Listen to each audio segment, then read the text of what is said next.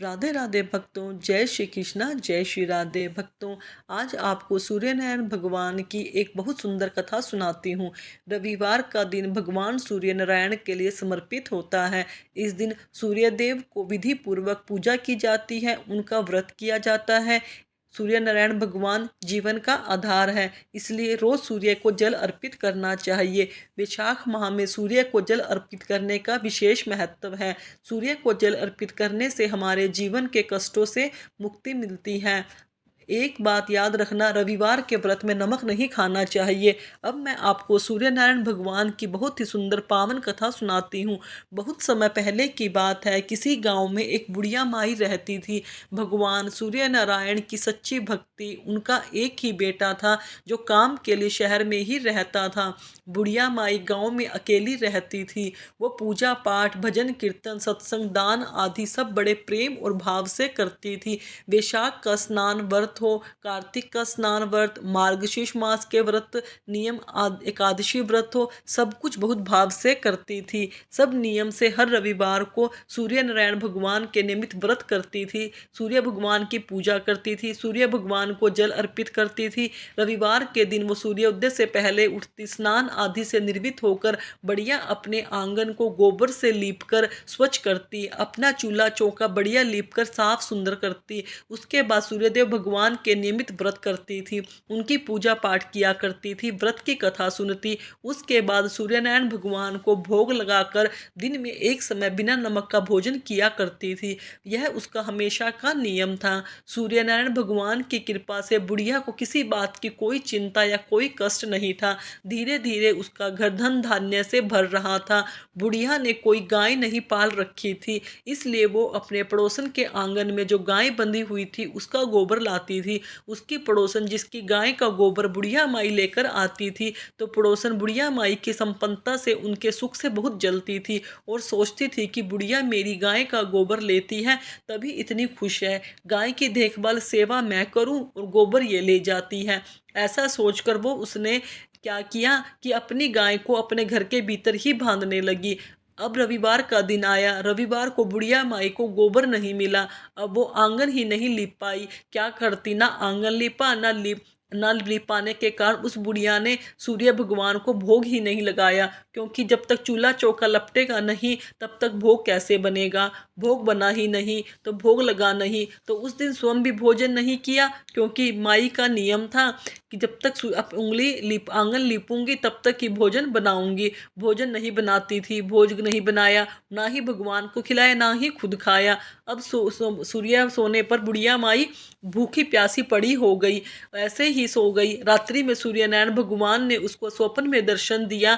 व्रत ना करने का, उन्हें भोग ना लगाने का कारण पूछा, तो बुढ़िया माई बहुत ही दुखी हुई और बोली कि पड़ोसन के घर के अंदर गाय बांध ली है, अब मुझे गोबर नहीं मिला, बताओ मैं क्या करती। सूर्यनारायण भगवान को बुढ़िया माई की सरलता पर, उसकी सादगी पर बहुत प्रेम आया और वो अपने भक्त की परेशानी जानकर दुखी में भी उन्होंने कहा, माता तुम हर रविवार को मेरी पूजा करती हो, मैं तुम्हारी भक्ति से बहुत प्रसन्न हूँ और तुम्हें ऐसी गाय प्रदान करता हूँ जो तुम्हारे आंगन को धन धान्य से भर देगी, तुम्हारी सभी मनोकामनाओं को भी पूर्ण कर देगी। जो रविवार का व्रत करता है मैं उसकी सभी इच्छाएं पूर्ण करता हूँ। मेरा व्रत करने और कथा सुनने के बाद स्त्रियों को भी पुत्र की प्राप्ति हो जाती है, दुखियों को सुख मिलता है और अंत समय में उन्हें मोक्ष की प्राप्ति होती है।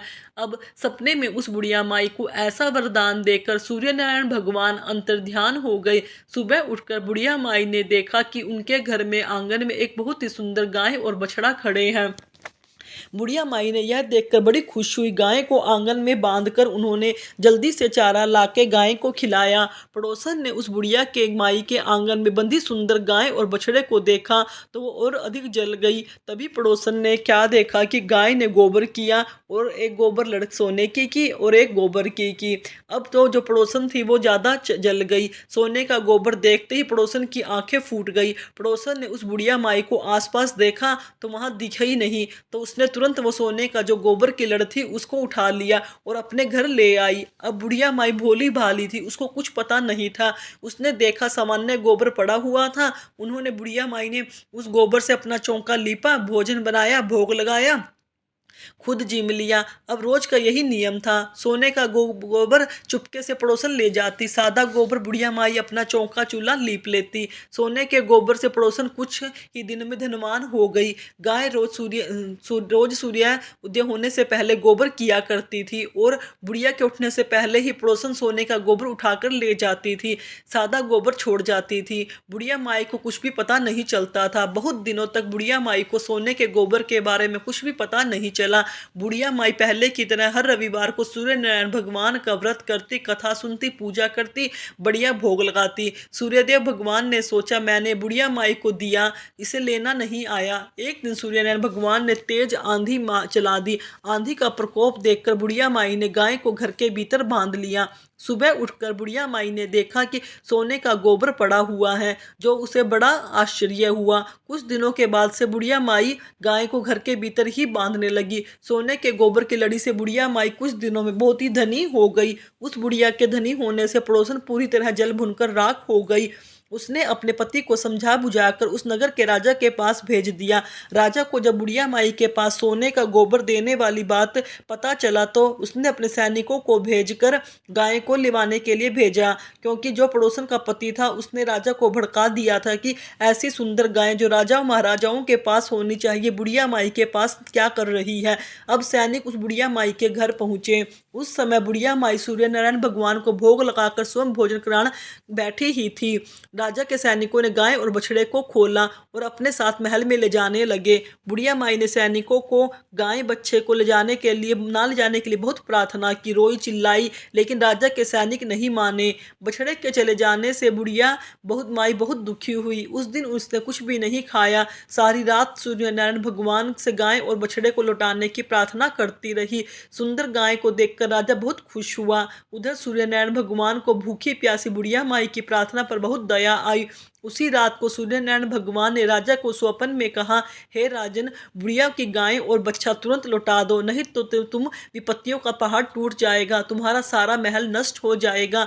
अब सूर्य भगवान को रात्रि में स्वप्न में देखकर राजा बुरी तरह डर गया। सुबह उठकर उसने क्या देखा कि पूरा महल गोबर से भरा हुआ है, बहुत बदबू आ रही है और चारों तरफ गंध बिखरा हुआ है। राजा को बहुत गुस्सा आया। उसने तुरंत गाय और बछड़ा बुढ़िया को लौटा दिया। राजा ने बहुत सा धन भी देकर बुढ़िया को अपनी गलती के लिए माफी भी मांगी। बुढ़िया माई ने राजा को सारी बात सच सच बता दी। कहा, मेरे यह गाय बछड़ा सूर्यदेव भगवान ने आशीर्वाद में मुझे दिया है। मेरे रविवार व्रत का नियम था, गोबर से चौका लीपकर भोजन बनाकर भोग लगाया करती थी। एक दिन पड़ोसन ने गाय अंदर बांध ली। गोबर मिला, न चौका लीपा, न भोजन बनाया, न भोग लगाया, खुद खाई, न रात सूर्यदेव नारायण भगवान को खिलाया। सपने में आए और पूछा, यह गाय और बछड़ा घर पर छोड़ कर गए। यह गाय एक लड़ सोने की देती थी, एक लड़ गोबर की देती थी। पड़ोसन बड़ी चालाक थी, सोने की खुद ले जाती, गोबर की रख देती। एक दिन आंधी आई तो मैंने गाय को अंदर बांध लिया। सोने की लड़ी देखी तो रोज को गाय अंदर ही बांधने लगी। पड़ोसन को सोने की लड़ी ना मिलने के कारण उसने आपसे चुगली कर दी। राजा ने पड़ोसन और उसके पति को उनकी दुष्टता के लिए दंड दिया। फिर राजा ने पूरे राज्य में घोषणा करा दी कि सभी स्त्री पुरुष रविवार का व्रत किया करें। रविवार का व्रत करने से सभी लोगों के घर धन धान्य के भर गए, चारों ओर खुशहाली छा गई, सभी लोगों के शारीरिक कष्ट भी दूर हो गए। राज्य में सभी स्त्री पुरुष सुखी से जीवन यापन करने लगे। हे सूर्य नारायण भगवान, जैसे बुढ़िया माई की पर कृपा करी, इस कहानी को कहते सुनते हुंकारा भरते सब पर कृपा बनाए रखना। पड़ोसन की जैसी चालाकी थी ऐसी